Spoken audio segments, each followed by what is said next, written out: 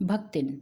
छोटे कद और दुबले शरीर वाली भक्तिन अपने पतले होठों के कोने में दृढ़ संकल्प और छोटी आंखों में एक विचित्र समझदारी लेकर जिस दिन पहले पहले मेरे पास आ उपस्थित हुई थी, तब से आज तक एक युग का समय बीत चुका है। पर जब कोई जिज्ञासु उसे इस संबंध में प्रश्न कर बैठता है, तब वह पलकों को आधी पुतलियों तक गिराकर और चिंतन की मुद्रा में ठुड्डी कुछ ऊपर उठाकर विश्वास भरे कण से उत्तर देती है, तुम पचे का काका बताई। यह 50 बरस से संग रहित है। हम हिसाब से तो 75 की ठहरती हूँ, और वह 100 वर्ष की आयु भी पार कर जाती है। इसका भक्तिन को पता नहीं। पता हो तो भी संभवतः वह मेरे साथ बीते हुए समय में रत्ती भर भी कम नहीं करना चाहेगी। मुझे तो विश्वास होता जा रहा है कि कुछ वर्ष और बीत जाने पर वह मेरे साथ रहने के समय को खींचकर 100 वर्ष तक पहुंचा देगी, चाहे उसके हिसाब से मुझे 150 वर्ष की असंभव आयु का भार क्यों न ढोना पड़े। सेवक धर्म में हनुमान जी से स्पर्धा करने वाली भक्तिन किसी अंजना की पुत्री ना होकर एक अनाम धन्या गोपालिका की कन्या है। नाम है लक्ष्मण अर्थात लक्ष्मी। पर जैसे मेरे नाम की विशालता मेरे लिए दुर्वा है, वैसे ही लक्ष्मी की समृद्धि भक्तिन के कपाल की कुंचित रेखाओं में नहीं बन सकी। वैसे तो जीवन में प्राय सभी को अपने अपने नाम का विरोधाभास लेकर जीना पड़ता है, पर भक्तिन बहुत समझदार है, क्योंकि वह अपना समृद्धि सूचक नाम किसी को बताती नहीं। केवल जब नौकरी की खोज में आई थी, तब ईमानदारी का परिचय देने के लिए उसने शेष इतिवृत्त के साथ यह भी बता दिया, पर इस प्रार्थना के साथ कि मैं कभी नाम का उपयोग ना करूं। उपनाम रखने की प्रतिभा होती तो मैं सबसे पहले उसका प्रयोग अपने ऊपर करती। इस तथ्य को वो देहातिन क्या जाने। इसी से जब मैंने कंठी माला देखकर उसका नया नामकरण किया, तब वह भक्तिन जैसे कवित्वहीन नाम को पाकर भी गदगद हो उठी। भक्तिन के जीवन का इतिवृत्त बिना जाने हुए उसके स्वभाव को पूर्णतः क्या अंशतः समझना भी कठिन होगा। वह ऐतिहासिक झूसी में गांव प्रसिद्ध एक सुरमा की इकलौती बेटी ही नहीं, विमाता की किंवदंती बजाने वाली ममता की छाया में पली है। 5 वर्ष की वय में उसे हंडिया ग्राम के एक संपन्न गोपालक की सबसे छोटी पुत्रवधू बनाकर पिता के शास्त्र से 2 पग आगे रहने की ख्याति कमाई, और 9 वर्षीय युवती का गौना देकर विमाता ने बिना मांगे पराया धन लौटाने वाले महाजन का पुण्य लूटा। पिता का उस पर अगाध प्रेम होने के कारण स्वभावतः ईर्ष्यालु और संपत्ति की रक्षा में सतर्क विमाता ने उसके मरणांतक रोग का समाचार तब भेजा जब वह मृत्यु की सूचना भी बन चुका था। रोने पीटने के अपशकुन से बचने के लिए सास ने भी उसे कुछ नहीं बताया। बहुत दिन से नहर नहीं गई, सो जाकर देख आओ, यही कहकर पहना उड़ाकर सास ने विदा कर दिया। इस अप्रत्याशित अनुग्रह से उसके पैरों में तो पंख लग गए। वे गांव की सीमा में पहुंचते ही झड़ गए। हाय लक्ष्मण अब आई। अस्पष्ट पुनरावृत्तियां और स्पष्ट सहानुभूतिपूर्ण दृष्टियां उसे घर तक ठेल ले गई, पर वहां ना पिता का चिन्ह शेष था, न विमाता के व्यवहार में शिष्टाचार का लेश था। दुख से शीतल और अपमान से जलती हुई वह उस घर में पानी भी बिना पिए उल्टे पैरों ससुराल आ गई। सास को खरी खोटी सुनाकर उसने विमाता पर आया हुआ क्रोध शांत किया। पति के ऊपर गहने फेंक फांक कर उसने पिता के चीर विछो की मन व्यथा व्यक्त की। जीवन के दूसरे परिच्छेद में भी सुख की अपेक्षा दुखी अधिक है। जब उसने गेरवे रंग और बटिया जैसे मुख वाली पहली कन्या के 2 संस्करण और कर डाले, तब सास और जिठानियों ने होठ बिचकाकर उपेक्षा प्रकट की। उचित भी था, क्योंकि सास 3 3 कमाऊं वीरों की विधात्री बनकर मच्छा के ऊपर विराजमान पुरखिन के पद पर अभिषिक्त हो चुकी थी, और दोनों जिठानियां काकभुशुंडी जैसे काले लालों की क्रमबद्ध सृष्टि करके इस पद के लिए उम्मीदवार थी। छोटी बहू के लीक छोड़कर चलने के कारण उसे दंड मिलना आवश्यक हो गया। जिठानियां बैठकर लोक चर्चा करती और उनके कलूटे लड़के धूल उड़ाते। वह मट्ठा फेरती, कूटती, पीसती, रांधती, और उसकी नन्ही लड़कियां गोबर उठाती, कंडे पातती। जिठानियां अपने भात पर सफ़ेद राब रखकर गाढ़ा दूध डालती, लड़कों को औटाते हुए दूध पर से मलाई उतार कर खिलाती। वह काले गुड़ की डली के साथ कटौती में मट्ठा पाती, और उसकी लड़कियां चने बाजरे की घुघरी चबाती। इस दंड विधान के भीतर कोई ऐसी धारा नहीं थी जिसके अनुसार खोटे सिक्कों की टकसाल जैसी पत्नी से पति को विरक्त किया जा सकता। सारी चुगली चबाई की परिणति उसके पत्नी प्रेम को बढ़ाकर ही होती थी। जेठानियां बात बात पर धमावता पीटी कूटी जाती, पर उसके पति ने उसे कभी उंगली भी नहीं छुआई। वह बड़े बाप की बड़ी बात वाली बेटी को पहचानता था। इसके अतिरिक्त परिश्रमी, तेजस्विनी, पति के प्रति रोम रोम से सच्ची पत्नी को वह चाहता भी बहुत रहा होगा, क्योंकि उसके प्रेम के बल पर ही पत्नी ने अलगौछा करके सबको अंगूठा दिखा दिया। काम वही करती थी, इसलिए गाय भैंस, खेत खलिहान, अमराई के पेड़ आदि के संबंध में उसी का ज्ञान बहुत बड़ा चढ़ा था। उसने छांट छांट कर अपने से ऊपर से असंतोष की मुद्रा के साथ भीतर से पुलकित होते हुए जो कुछ लिया, वह सबसे अच्छा भी रहा। साथ ही परिश्रमी दंपति के निरंतर प्रयास से उसका सोने बन जाना स्वाभाविक हो गया। धूमधाम से बड़ी लड़की का विवाह करने के उपरांत पति ने घरौंदे से खेलती हुई 2 कन्याओं और कच्ची गृहस्थी का भार 29 वर्ष की पत्नी पर छोड़कर संसार से विदा ली। जब वह मरा तब उसकी अवस्था 36 वर्ष से कुछ ही अधिक रही होगी, पर पत्नी आज उसे बड़ऊ कहकर स्मरण करती है। भक्तिन सोचती है कि जब वह बूढ़ी हो गई तब क्या परमात्मा के यहाँ वे भी बुढ़ा ना गए होंगे, अतः उन्हें बड़ऊ ना कहना उनका घोर अपमान है। हाँ, तो भक्तिन के हरे भरे खेत, मोटी ताजी गाय भैंस और फलों से लदे पेड़ देखकर जेठ जिठौतों के मुंह में पानी भराना स्वाभाविक था। इन सब की प्राप्ति तो संभव थी तभी जब भैयऊ दूसरा घर कर लेती, पर जन्म से खोटी भक्तिन इनके चकमे में आई ही नहीं। उसने क्रोध से पांव पटक पटक कर आंगन को कंपायमान करते हुए कहा, हम कुकरी बिलाए ना होई, हमार मन पुसाई तो हम दूसरे के जाब, नहीं तो तुम्हार पचे के छाती पर होरा भूजन और राज करब, समझो ना। उसने ससुर, अज्ञा ससुर और जाने के पीढ़ियों के ससुर गणों को उपार्जित जगह जमीन से सुई की नोक बराबर भी ना देने की उदारता नहीं दिखाई। इसके अतिरिक्त गुरु से कान फुकवा, कंठी बांध, पति के नाम पर घी से चिकने केशों को समर्पित कर उसने अपने कभी न टलने की घोषणा की। भविष्य में भी वह संपत्ति सुरक्षित रखने के लिए उसने छोटी लड़कियों के हाथ पीले कर उन्हें ससुराल पहुंचाया और पति के चुने हुए बड़े दामाद को घर जमाई बनाकर रखा। इस प्रकार उसके जीवन का तीसरा परिच्छेद आरंभ हुआ। भक्तिन का दुर्भाग्य भी उसे कम हटी नहीं था। इसी से किशोरी से युवती होते ही बड़ी लड़की भी विधवा हो गई। भयऊ से ना पार पा सकने वाले जेठों और काकी को परास्त करने के लिए कटिबद्ध जिठौतों ने आशा की एक किरण देखी। विधवा बहन के गठबंधन के लिए बड़ा जिठैत अपने तीतर लड़ाने वाले साले को बुला लाया, क्योंकि उसका हो जाने पर सब कुछ उन्हीं के अधिकार में रहता। भक्तिन की लड़की भी माँ से कम समझदार नहीं थी, इसी से उसने वर को नापसंद कर दिया। बाहर के बहनोई का आना चचेरे भाइयों के लिए सुविधाजनक नहीं था, अतः यह प्रस्ताव जहाँ का तहाँ रह गया। तब वे दोनों माँ बेटी खूब मन लगाकर अपनी संपत्ति की देखभाल करने लगी और मान ना मान मैं तेरा मेहमान की कहावत चरितार्थ करने वाले वर के समर्थक उसे किसी न किसी तरह प्रकार पति की पदवी पर अभिषिक्त करने का उपाय सोचने लगे।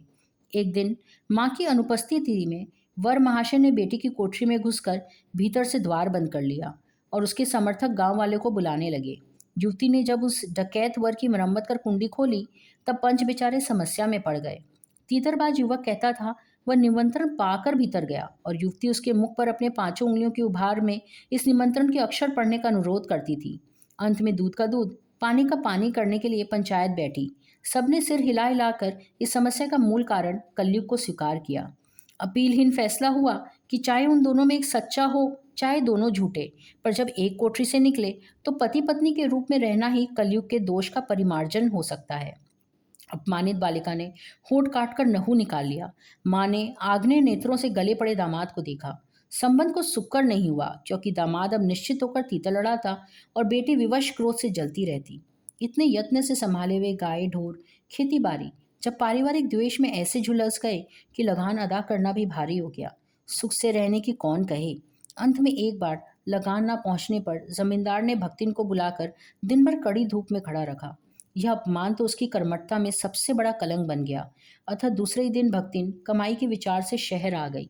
घुटी हुई चांद की मोटी मैली धोती से ढांके और मानो सब प्रकार की आहट सुनने के लिए कान कपड़े से बाहर निकाले हुए भक्तिन जब मेरे यहाँ सेवक धर्म में दीक्षित हुई तब उसके जीवन के चौथे और संभवत अंतिम परिच्छेद का जो अंत हुआ उसकी इति अभी दूर है। भक्तिन की वेशभूषा में गृहस्थ और वैरागी का सम्मिश्रण देखकर मैं शंका से प्रश्न किया, क्या तुम खाना बनाना जानती हो? उत्तर में उसने ऊपर के होठ को सिकोड़ और नीचे के अधर को कुछ बढ़ाकर आश्वासन के मुद्रा के साथ कहा, ये कौन बड़ी बात है, रोटी बनाए जानत है, दाल रांध लेते हैं, साग सब्जी छौंक सकत है, और क्या बाकी रहा। दूसरे दिन तड़के ही सिर पर कई लोटे औंधा कर उसने मेरी धुली धोती जल के छींटों से पवित्र कर पहनी और पूर्व के अंधकार और मेरी दीवार से फूटते हुए सूर्य और पीपल का 2 लोटे जल से अभिनंदन किया।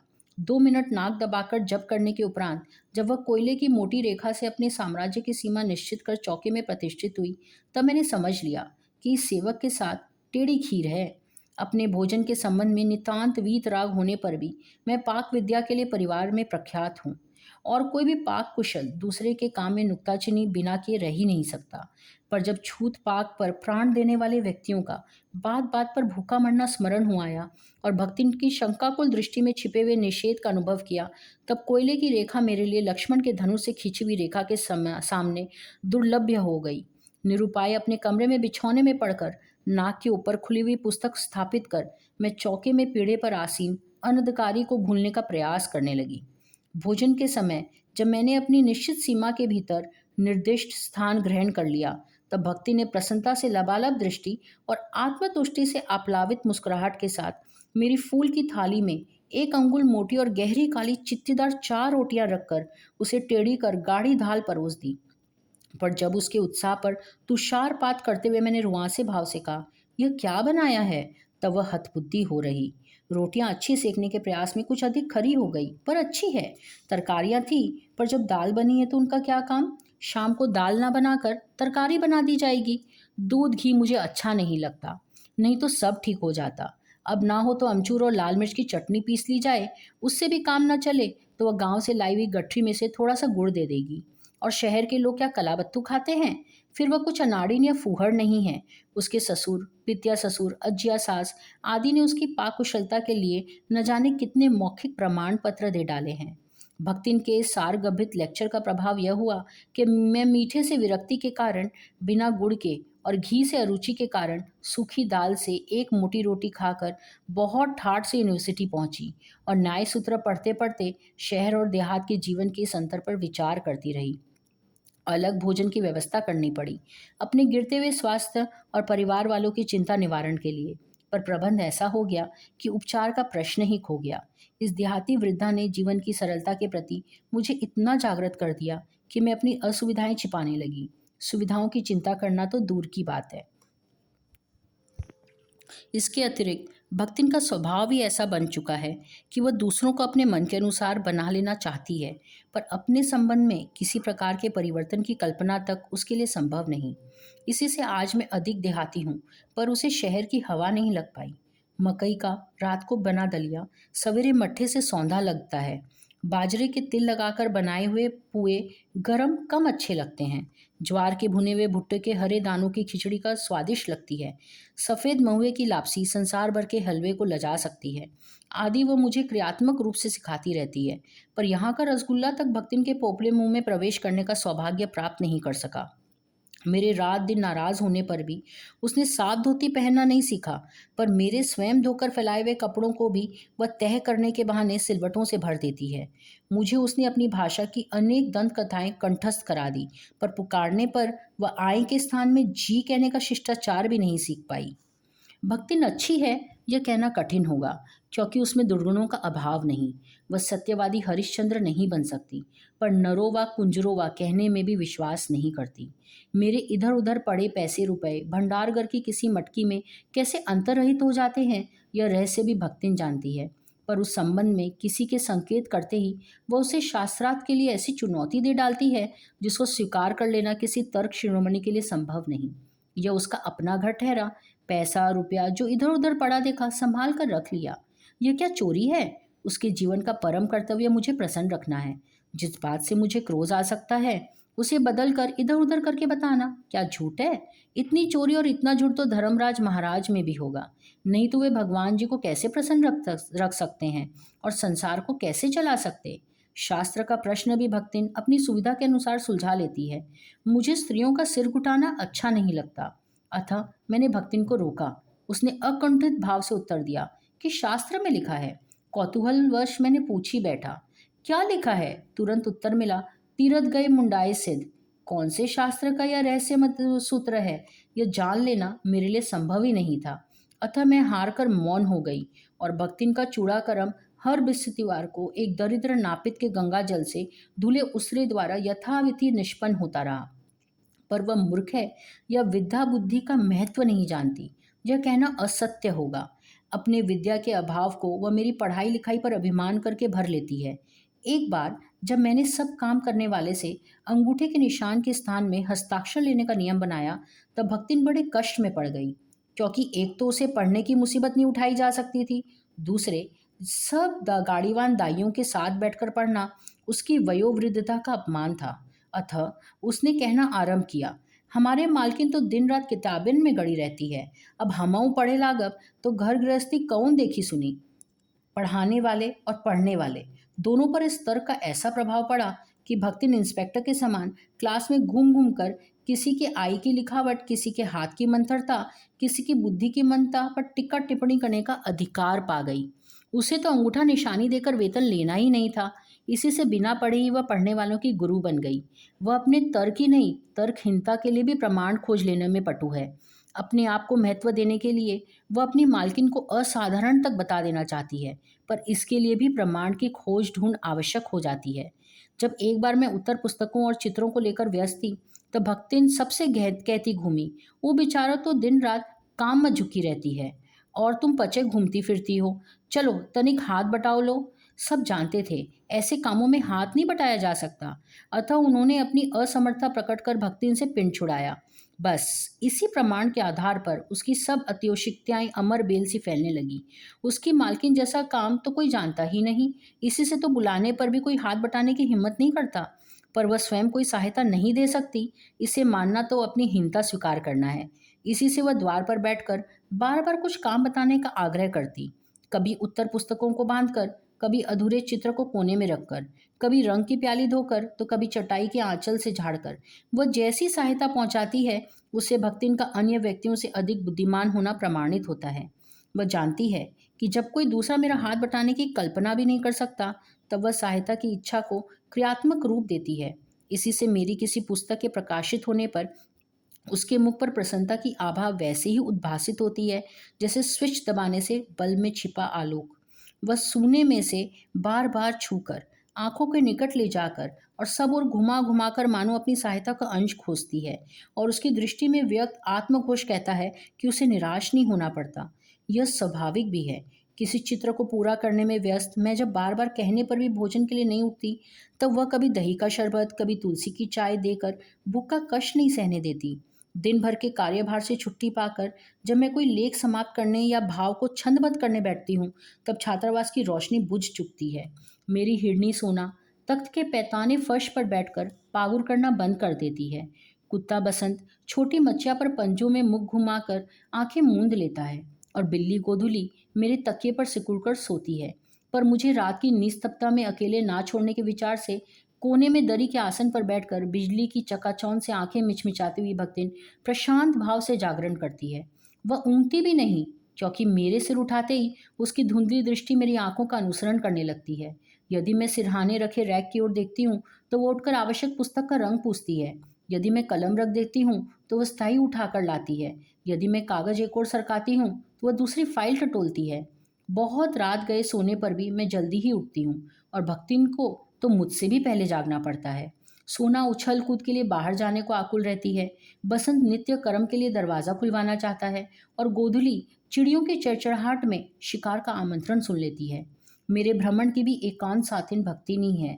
बद्री केदार आदि के ऊंचे नीचे और तंग पहाड़ी रास्ते में जैसे वह हट करके मेरे आगे चलती रही, वैसे ही गांव की धूल भरी पगडंडी पर मेरे पीछे रहना नहीं भूलती।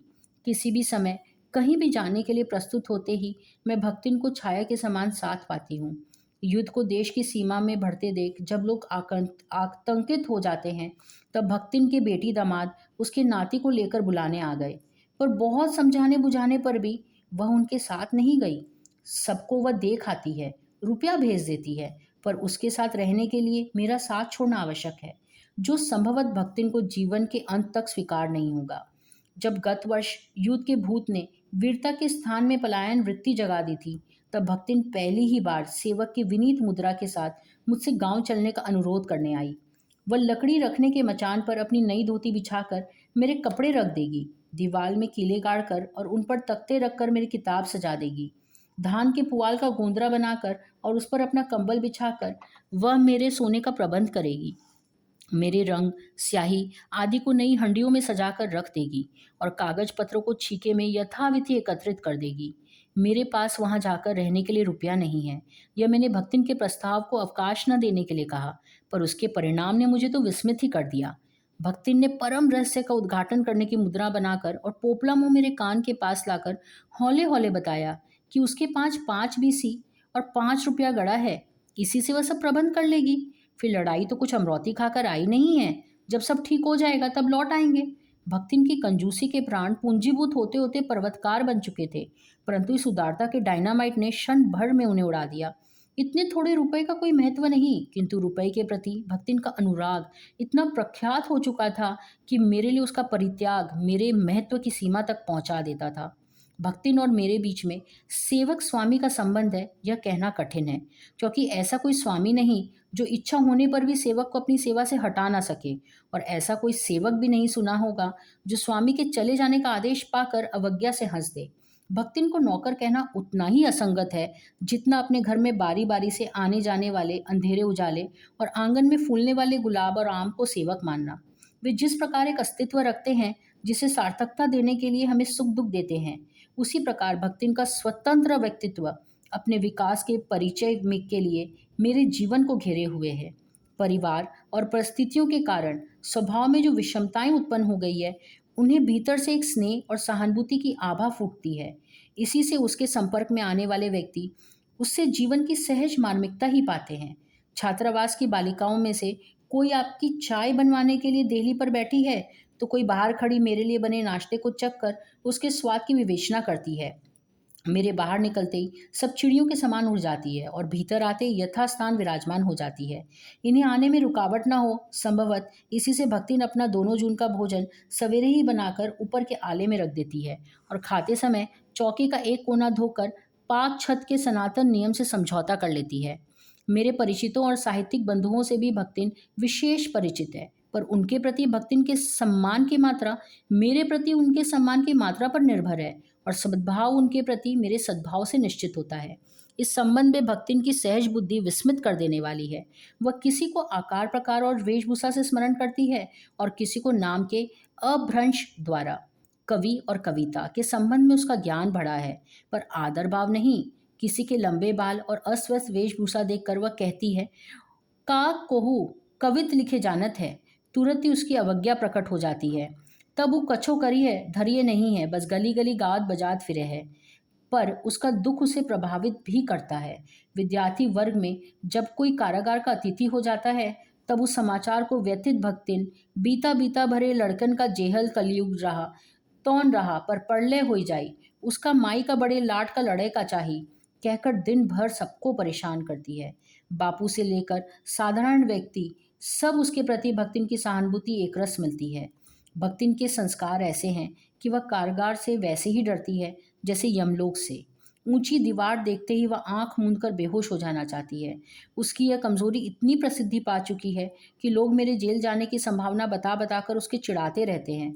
वह डरती नहीं, यह कहना असत्य होगा, पर डर से भी अधिक महत्व मेरे साथ रहने का है। चुपचाप मुझसे पूछने लगती है कि वह अपने के धोती साबुन से साफ कर ले, जिससे मुझे वहाँ के लिए लज्जित न होना पड़े। क्या क्या सामान बांध ले जिससे मुझे वहाँ किसी प्रकार की असुविधा ना हो। ऐसी यात्रा में किसी को किसी के साथ जाने का अधिकार नहीं। यह आश्वासन भक्तिन के लिए कोई मूल्य ही नहीं रखता। वह मेरे न जाने की कल्पना से इतनी प्रसन्न नहीं होती जितनी अपने साथ न जा सकने की असंभावना से अपमानित। भला ऐसा अंधेर हो सकता है जहाँ मालिक वहाँ नौकर। मालिक को ले जाकर बंद कर देने में इतना अन्याय नहीं, पर नौकर को अकेले मुक्त छोड़ देने में पहाड़ के बराबर अन्याय है। ऐसा अन्याय होने पर भक्तिन को बड़े लाट तक लड़ना पड़ेगा। किसी की माई यदि बड़े लाट तक नहीं लड़ी तो नहीं लड़ी, पर भक्तिन का तो बिना लड़े काम ही नहीं चल सकता। ऐसे विषम प्रतिद्वंद्वियों की स्थिति कल्पना में भी दुर्लभ है। मैं प्राय सोचती हूँ कि जब ऐसा बुलावा आएगा जिसमें न धोती साफ करने का अवकाश रहेगा, न सामान बांधने का, न भक्तिन को रुकने का अधिकार होगा, न मुझे रोकने का, तब चीर विदा के अंतिम क्षणों में यह देहातिन वृद्धा क्या करेगी और मैं क्या करूंगी। भक्तिन की कहानी अधूरी है, पर उसे खोकर मैं इसे पूरी नहीं करना चाहती।